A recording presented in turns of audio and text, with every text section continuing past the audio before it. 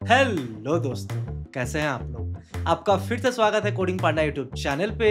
आज के इस वीडियो में अपने सॉर्टिंग की जर्नी को आगे बढ़ाते हैं और देखते हैं काउंटिंग सॉर्ट के बारे में। पिछली वीडियो में हमने कवर किया selection sort, insertion sort and bubble sort. I hope आपने वो वीडियोस देख लिया होगा। आज के इस वीडियो में हम देखेंगे what is counting sort, what is the actual logic behind it, how we can write C++ code to implement that logic, and in the last we will analyze this algorithm on multiple parameters. So बिना किसी समय गवाए let's get started with today's video.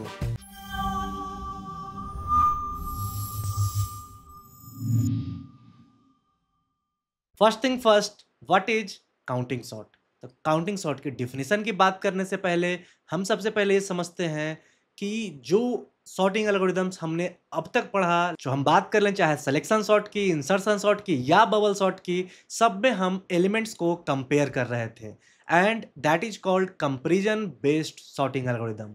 अब counting sort की बात करते हैं तो काउंटिंग सॉर्ट हमारा पहला ऐसा एल्गोरिदम है जो नॉन कंपेयर बेस्ड है। अभी तक जितना भी हम लोगों ने पढ़ा उसमें यह पहला ऐसा एल्गोरिदम है जो कि नॉन कंपैरिजन बेस्ड है।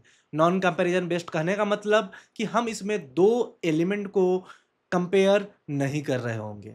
साउंड स्लाइटली ट्रिकी राइट, कि दो एलिमेंट्स को कंपेयर कर नहीं रहे हैं, then how we will sort the array. बहुत ही सिंपल होता है। तो सबसे पहले जानते हैं कि काउंटिंग सॉर्ट आप इफिशिएंटली कहाँ पे यूज करना प्रेफर करोगे।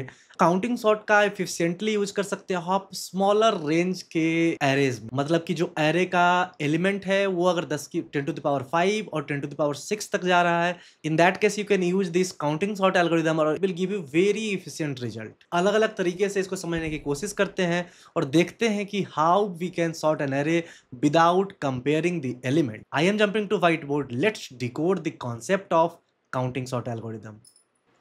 तो काउंटिंग सॉर्ट की बात करें तो जैसा मैंने बोला इसमें कंपेयर नहीं करेंगे, तो करेंगे क्या। करेंगे ये कि हर एक एलिमेंट का फ्रीक्वेंसी हम कहीं पे स्टोर करेंगे, कौन एलिमेंट कितनी बार हमारे एरे में आ रहा है।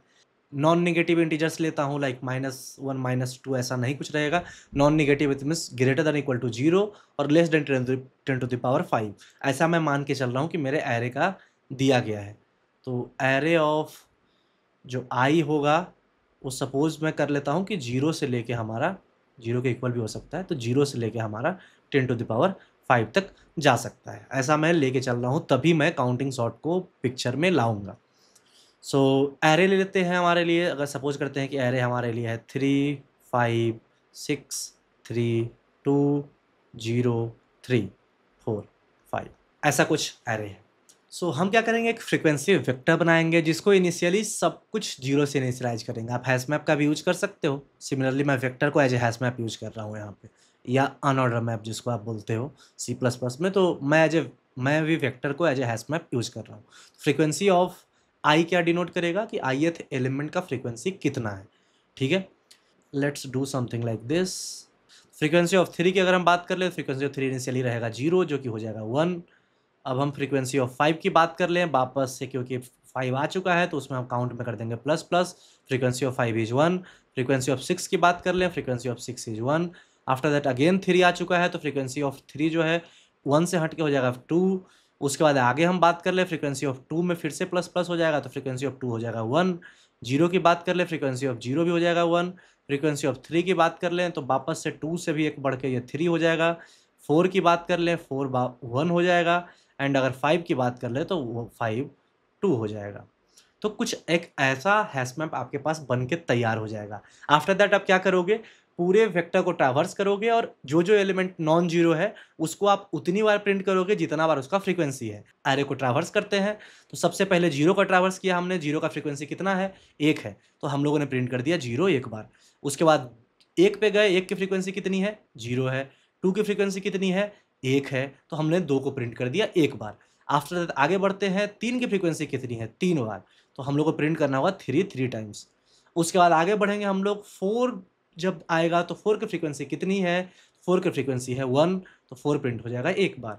वैसे फिर 5 की फ्रीक्वेंसी कितनी है 2, तो 5 प्रिंट हो जाएगा 2 बार, 5 एंड 5। 6 की फ्रीक्वेंसी कितनी है 1, 6 प्रिंट हो जाएगा एक बार। और बाकी उसके आगे सब कुछ का फ्रीक्वेंसी है 0, तो बाकी कुछ भी और प्रिंट नहीं होगा। So that's how counting sort work. आप इसमें कंपेयर नहीं कर रहे होते, बस हर एक एलिमेंट का फ्रीक्वेंसी आप स्टोर कर रहे होते हो। दूसरी बार जब आप फ्रीक्वेंसी वाले वेक्टर या फ्रीक्वेंसी वाले हैश मैप को आप जब ट्रेवल कर रहे होते हो, तब आप उतनी बार जितना जिस एलिमेंट का फ्रीक्वेंसी है उतनी बार आप उसको प्रिंट कर देते हो। That's all.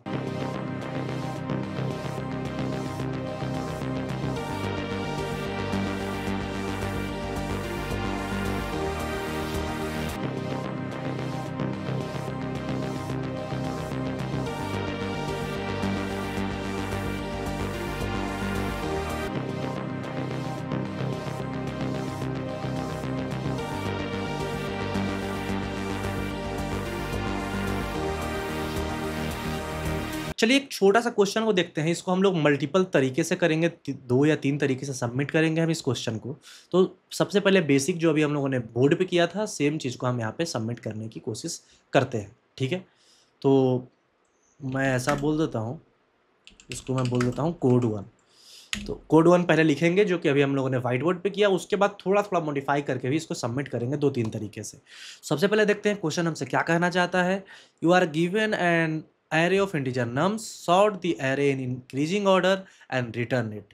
इंक्रीजिंग ऑर्डर में आपको इसको सॉर्ट करके रिटर्न करना है। You must solve the problem without using any inbuilt function. अगर आप सॉर्ट फंक्शन का यूज नहीं करना है, ये उन्होंने बोल दिया है। पहले आप स्टेल में आप डायरेक्ट जानते हो कि अगर मैं सॉर्ट के अंदर nums dot begin nums dot and डाल दूँ तो डायरेक्ट इन लॉग इन में सॉर्ट करके दे देगा। तो विदाउट बिल्ट इन फंक्शन का यूज किए हुए इन लॉग इन में इसको करना है। The time complexity with the smallest space complexity possible. So यहाँ पे एक थोड़ा सा ये ट्रिकी है कि स्पेस कॉम्प्लेक्सिटी स्मॉलेस्ट करना है, बट हमारे काउंटिंग सॉर्ट में ये स्पेस कॉम्प्लेक्सिटी स्मॉलेस्ट नहीं होगा। सो अभी के लिए लेट्स इग्नोर दैट पार्ट जिसमें कि वो बोल रहे हैं कि स्मॉलेस्ट स्पेस कॉम्प्लेक्सिटी रखना है। अभी के लिए हम लोग स्पेस रखेंगे, बाकी फर्दर आने वाले एल्गोरिदम्स जो कि हम लोग पढ़ेंगे, merge sort, quick sort, heap sort, so वहाँ पे देखेंगे कि कैसे हम इसको और फर्दर ऑप्टिमाइज कर सकते हैं। कंस्ट्रेंट पे एक बार अपनी नज़र डाल लेते हैं। कंस्ट्रेंट हमसे बोल रहा है कि नम्स का जो लेंथ है वो 5 × 10⁴ तक हो सकता है, और जो नम्स ऑफ आई है वो -5 × 10⁴ से लेके 5 × 10⁴ तक हो सकता है। थोड़ा सा ट्रिकी है ये। अभी हम लोगों ने बात करा कि जो हम लोग का फ्रीक्वेंसी वेक्टर है वो कहाँ पे काम करेगा, वो काम करेगा पॉजिटिव इंटीजर पे, बट यहाँ पे निगेटिव इंटीजर्स भी हैं। सो यहाँ पे let me introduce a very small concept of programming जिसको बोलते हैं ऑरिजिन शिफ्टिंग। तो अब क्या है कि हमारा जो फ्रीक्वेंसी वेक्टर था, हैश मैप हम लोग यूज कर सकते हैं, बट चलो अभी वेक्टर से हम लोगों ने व्हाइट बोर्ड पर देखा तो वेक्टर से ही करते हैं। वेक्टर में हम लोग निगेटिव एलिमेंट नहीं डाल सकते हैं, वेक्टर का इंडेक्स निगेटिव नहीं हो सकता है। तो उस केस में हम लोग क्या करते हैं, ऑरिजिन शिफ्ट करते हैं। ऑरिजिन शिफ्ट का मतलब क्या होता है, दो तरीके से कर सकते हो। तो पहला तरीका ये है कि आपके पास स्मॉलेस्ट एलिमेंट दिया गया है -5 × 10⁴, तो आप क्या करो, सारे नम्स ऑफ आई को -5 × 10⁴ से आप प्लस कर दो। तो उससे क्या हुआ कि सारे नंबर्स राइट की तरफ शिफ्ट हो गए, कितने से, 5 × 10⁴ तक। तो जो सबसे स्मॉलेस्ट माइनस भी हो सकता है वो भी अब 0 या 0 से बड़ा ही होगा। एक तरीका तो ये है। दूसरा तरीका है कि आप नम्स को पूरा आइटरेट करो और नम्स को आइटरेट करके उसमें से स्मॉलेस्ट नंबर निकालो, उस स्मॉलेस्ट नंबर का एब्सोल्यूट सब में प्लस कर दो। सो स्मॉलेस्ट नंबर जो होगा वो 0 हो जाएगा और बाकी सारे नंबर्स हमारे पॉजिटिव हो जाएंगे, ग्रेटर और इक्वल टू 0 हो जाएंगे। तो ये थोड़ा सा समझने की कोशिश कर लेते, थोड़ा सा व्हाइट बोर्ड पर समझ लेते हैं, फिर यहाँ पे कोड करते हैं, ठीक है। सो यहाँ पे देखते हैं अब ऑरिजिन शिफ्ट से मैं क्या कहना चाह रहा हूँ। बहुत छोटा सा कॉन्सेप्ट है। तो अब सपोज करते हैं कि हमारे पास एक एरे दिया गया है 2 3 -2 5 -1। सो पहला बात मैंने क्या बताया कि जो माइनस सबसे छोटा नंबर एरे का जा सकता है उससे प्लस कर दो, या तो स्मॉलेस्ट जो नंबर है उसके एब्सोल्यूट उसका जो पॉजिटिव वैल्यू होगा उससे प्लस कर दो। तो जैसे कि इस केस में क्या होगा, -2 हमारा स्मॉलेस्ट है तो सब में 2 हम लोग प्लस कर देंगे, तो हमारा न्यू एरे बन के क्या आ जाएगा, 4 5 0 7 एंड 1। तो यहाँ पे आप देख सकते हो सारे एलिमेंट्स को हमने, क्योंकि जो स्मॉलेस्ट नंबर था उसको पकड़ के हम लोगों ने सबको शिफ्ट कर दिया, तो सारे एलिमेंट हमारे ग्रेटर देन इक्वल टू 0 हो गए। सो ये इसको बोलते हैं ऑरिजिन शिफ्टिंग, जो कि हम मल्टीपल क्वेश्चंस में यूज करते हैं। सो अगर आप चाहो तो इस क्वेश्चन में आप इसका यूज कर सकते हो। Otherwise you are always open to use hash map. Hash map में आप निगेटिव इंडेक्स ले सकते हो, कोई दिक्कत नहीं है। तो वेक्टर से कर लेते हैं पहले, थोड़ा-सा कोड ट्रिकी जाएगा क्योंकि इसमें माइनस आगे है एलिमेंट में, थोड़ा-सा ट्रिकी जाएगा। उसके बाद हम लोग करेंगे हैश मैप से, उसके बाद करेंगे ऑर्डर्ड हैश मैप से। So let's do it.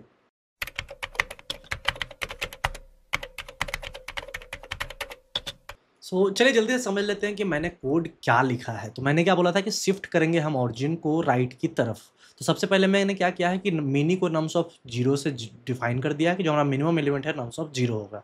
उसके बाद हम लोगों ने क्या किया है, नम्स साइज को n में रखा है और शिफ्टेड को 0। शिफ्टेड हम बस ये एक फ्लैग है, ये जानने के लिए मैं यूज कर रहा हूँ कि क्या हमने ऑरिजिन को शिफ्ट किया है, नहीं किया है।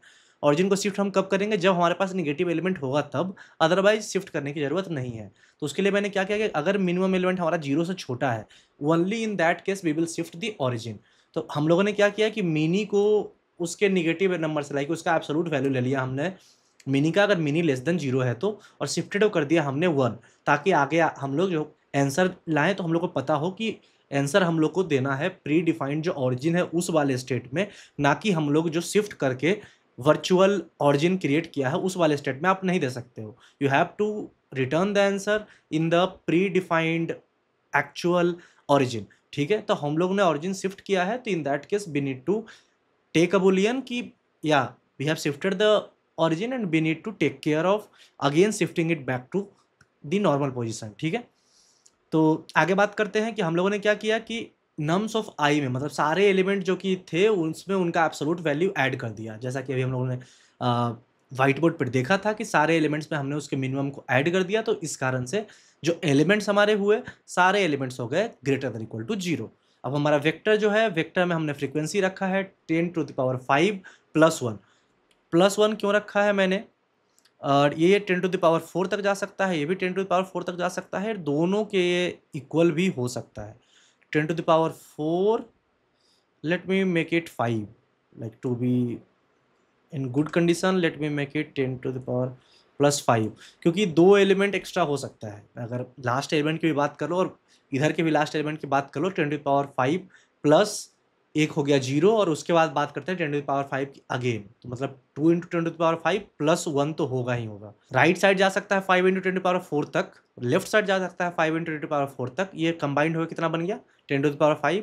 एक और एलिमेंट हमारे पास कौन सा हो जाएगा 0, तो 0 एक और ऐड होगा, यानी कि 1 + 10⁵ तक एलिमेंट जा सकता है। टू बी सेफ साइड मैंने 5 साइज बढ़ा दिया है इसको। अब सारे एलिमेंट्स के लिए जितने भी हमारे नम्स ऑफ 5 है, फ्रीक्वेंसी को मैंने कर दिया प्लस प्लस। जैसा कि हम लोग एक फ्रीक्वेंसी टेबल बना रहे थे, वैसे ही हम लोगों ने यहाँ पर फ्रीक्वेंसी कर दिया है प्लस प्लस। एंड अगर आप देखोगे तो आगे हमने क्या किया है कि अगर फ्रीक्वेंसी ऑफ आई एग्जिस्ट करता है, मतलब वो एलिमेंट हमारे पास मौजूद है, in that case what we will do, we will try to put that in our answer. तो आंसर में पुट करने के लिए टेम्प को मैंने एक टेम्प वेरिएबल लिया जिसमें कि वैल्यू आई का डाल दिया है। अगर ये एलिमेंट शिफ्टेड है तो हम लोग को टेम्पररी वेरिएबल को शिफ्ट करना होगा एक्चुअल पोजीशन पे। तो वो मैंने टेक केयर किया कि अगर ये शिफ्टेड है, मतलब फ्लैग अगर 1 है, तो टेम्प को माइनस करना पड़ेगा मिनी से, ताकि वापस से वो अपने पोजीशन पे आ सके। उसके बाद हम लोगों ने क्या किया है, आंसर को पुश बैक कर दिया है टेम्प में, और फ्रीक्वेंसी कर दिया है माइनस माइनस, क्योंकि अब एक बार अगर पुश हो चुका है, अगर मान के चलते हैं कि जैसा कि एग्जाम्पल के बदौलत कि अगर 3 साइज का लाइक फ्रीक्वेंसी ऑफ 3 वाज 3, तो in that case what we will do कि 3 times it will get pushed into the array. So answer array, तो हमारे पास जो आंसर एरे है उसमें 3 बार हमारा होगा, और हर बार फ्रीक्वेंसी होगा उसका माइनस माइनस माइनस। लास्ट में फ्रीक्वेंसी हो जाएगी 0 और हमारा लूप हो जाएगा break. So this is how it works. Last में मैंने आंसर कर दिया है return. So let's run the program. Okay, it is accepted, let's submit it. Accepted. सो हम लोगों ने बीट किया है 98.65% ऑफ द रन टाइम को। ठीक है, अब बाद में हम लोग आएंगे टाइम एंड स्पेस कॉम्प्लेक्सिटी के बारे में। एक दो तरीका और देख लेते हैं, जैसा कि मैंने बात किया कि ये तो वेक्टर से करा था हमने, और now let's do it, like थोड़ा सा इजी हो जाएगा कोड हमारे लिए। Let's do it using hash map. Code 2 हम लोग बहुत जल्दी से समझ लेते हैं। यहाँ पे हम लोगों ने क्या किया है, अनऑर्डर मैप लिया है फ्रीक्वेंसी का। अब इस केस में आपको ऑरिजिन शिफ्ट करने की ज़रूरत नहीं है, तो मैंने सारे एलिमेंट्स को फ्रीक्वेंसी में कर दिया है plus plus. Vector of answer रखा है वहाँ पे हम लोगों ने, और जो कंस्टेंट में दिया गया था, जो क्वेश्चन का कंस्टेंट था, here you can see the constant of the question is कि -5 × 10⁴ से लेके 5 × 10⁴ तक जा सकता है। तो from initial point two and point मैंने पूरा लूप चला दिया यहाँ पे। सबका फ्रीक्वेंसी हम लोगों ने चेक किया और जब तक फ्रीक्वेंसी 0 ना हो जाए तब तक हम लोगों ने उसको आंसर में पुश करते रहा और लास्ट में हम लोगों ने आंसर कर दिया है return. So pretty much straightforward और हमारा जो कोड है बहुत छोटा हो गया as compare to the previous approach. So mostly आप यही अप्रोच फॉलो करोगे code 2। So let's run it and let's submit it.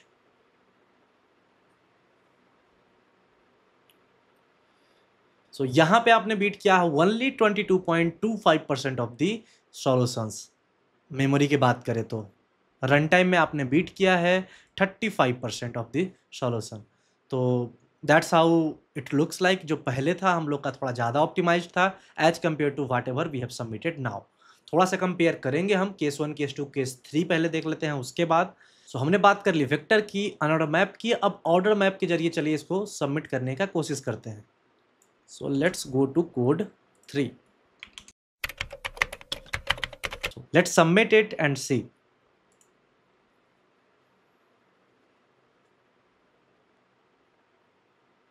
यहाँ पे हमारा जो टाइम कॉम्प्लेक्सिटी जो बीट कर रहा है वो 57% ऑफ द रन टाइम को बीट कर रहा है। So let's compare code 1, code 2 and code 3। तो आपको स्क्रीन पे दिख रहा होगा तीनों कोड। सबसे पहले पहला कोड की बात करते हैं। पहले कोड में हमने देखा कि ऑरिजिन को शिफ्ट करके how we can write the code.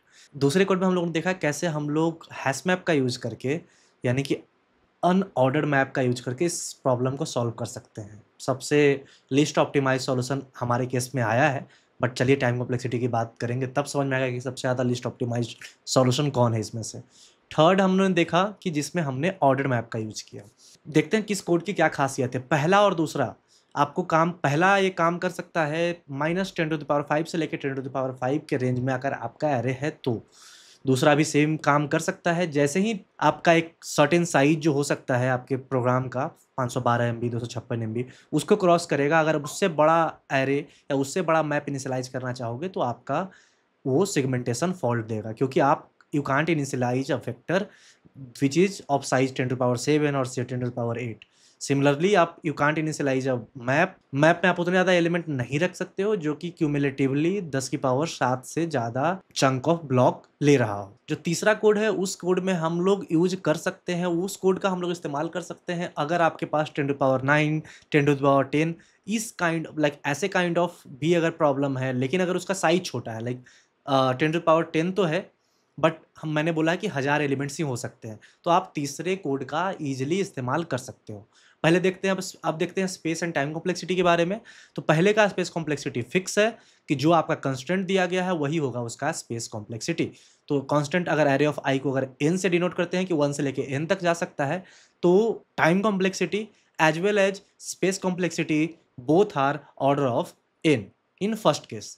Second case में भी सिमिलर, क्योंकि unorder map order of 1 time लेता है आइदर इंट्रोड्यूसिंग अ न्यू की, और जो प्री एग्जिस्टिंग की को फेच करने में भी ऑर्डर ऑफ 1 टाइम लेता है।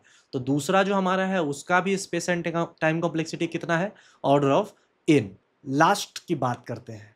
सो लास्ट वाले में क्योंकि हम लोग ऑर्डर्ड मैप ले रहे हैं, ऑर्डर्ड मैप में आपको पुट करने का एंड फेच करने का कॉम्प्लेक्सिटी होता है log n।